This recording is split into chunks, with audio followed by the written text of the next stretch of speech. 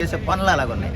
కులాలను పేరు పెట్టి తిట్టడం అయితే ఆయనకు గౌరవం ఉంటుంది. రాజభోగాలు కల్పించేలాగుంటే అటుకి నేల మీద పడుకోవాలి, గడ్డి తినాలి. వాళ్ళకి దేవాలయం లాంటిది. రీఅటాక్ చేద్దామన్న పెట్టరు, అంతే కదా. అతను చేసిన తప్పులు జైల్లో పెడతారు. ఇంకా కటికి నేల మీద పడుకోవాలి, గడ్డి తినాలి. అక్కడ ఆ గడ్డి తినేలాగుంటేనే అది జైలుకి ఒక విలువ ఉంటుంది, అతనికి వేసిన శిక్షకు ఒక విలువ ఉంటుంది. అంతేగాని రాజభోగాలు కల్పించేలాగుంటే అది ఎందుకు జైలు అవుద్దండి? అవునా కదా? అలాగా అంతే. ఏదేమైనా సరే కులాలను పేరు పెట్టి తిట్టడం అయితే చాలా చాలా తప్పు. అసెంబ్లీ లోపల వైఎస్ఆర్సీపీ పార్టీ వాళ్ళు వెంకటేశ్వర స్వామి ఫోటో తీసుకెళ్ళడం ఎంతవరకు కరెక్ట్? తీసుకెళ్ళకూడదండి. అది అటు ఏ ఫోటోలు తీసుకెళ్ళకూడదు, ఏ దేవుళ్ళే తీసుకెళ్ళకూడదు. అంటే అసెంబ్లీ అనేది పూర్తిగా రాజకీయాలకి లేదా పరిపాలనకి లేకపోతే ప్రభుత్వానికి సంబంధించిన వేదిక.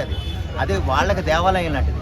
ఆ దేవాలయంలో మనకి అంతకుముందు గతంలో దానికి ఎంతో సేవ చేసిన వాళ్ళు ఎవరైతే ఉన్నారో, అంబేద్కర్ గారు కానీ లేదా గాంధీ గారు కానీ లేకపోతే సుభాష్ చంద్రబోస్ గారు, సర్దార్ వల్లభాయ్ పటేల్, ఇటువంటి వాళ్ళని మనస్ఫూర్తిగా తీసుకుని నడిచే విధానం అది. అటువంటిది మన దేవుళ్ళు అంటే ఒకటండి, వాళ్ళు చేసే కార్యక్రమాలన్నీ చాలా రెచ్చగొట్టే విధంగానే ఉన్నాయి. అంటే ప్రతిసారి మళ్ళీ వాళ్ళు ఒక పని చేయటం, దానికి సంబంధించి వీళ్ళు మళ్ళీ తిరిగి ఎవరు కౌంటర్ వేస్తారా, కౌంటర్ అయితే మళ్ళీ రీఅటాక్ చేద్దామన్న ఉద్దేశంతోనే ఒక అనిశ్చితి, రాష్ట్రంలో ఒక అనిశ్చితి, ఒక విధానం, ఒక తప్పుడుతనం తీసుకురావాలి, విద్వేషాలు రెచ్చగొట్టాలి, వైషమ్యాలు తీసుకురావాలన్న ఉద్దేశంతో వాళ్ళు వెళ్ళటం తప్ప అంతకంటే ఏం కదండి. అంతే. అది మానుకుని గౌరవంగా వ్యవహరిస్తే ఆయనకు గౌరవం ఉంటుంది. అంతకుముందు యాక్చువల్గా అంబటి రాంబాబు గారు అంత దారుణంగా మాట్లాడేవారు కాదు. కొంచెం గౌరవంగానే మాట్లాడేది. కొడాలని వల్లభనేని వంశీ వీళ్ళకంటే కొంచెం గౌరవంగానే మాట్లాడేవాళ్ళు. అంటే లడ్డు విషయం మర్చిపోవాలని చెప్పి ఆయన చంద్రబాబు తిట్టడం కానీ లేదంటే ఇప్పుడు కమ్మలు తిట్టడం కానీ చేస్తున్నారు. అది ఏదేమైనా కానండి, ఏదైనా ఒక విషయాన్ని పట్టుకుని దాన్ని విద్వేషాలు రెచ్చగొట్టే విధంగానే వాళ్ళ తీరుంది, వాళ్ళ విధానాలు ఉన్నాయి, వాళ్ళ చేసే పనులు అలాగున్నాయి. అదేంటంటే వాళ్ళ ఫైనల్గా వాళ్ళ ఉద్దేశాలు ఏంటంటే ఏమైనా సరే రాష్ట్రంలో అనిశ్చితి తీసుకురావాలి. ఓ పక్క నుంచి వాళ్ళ పరిస్థితి ఎలాగుందంటే 151 నుంచి 11కు పడిపోయాం.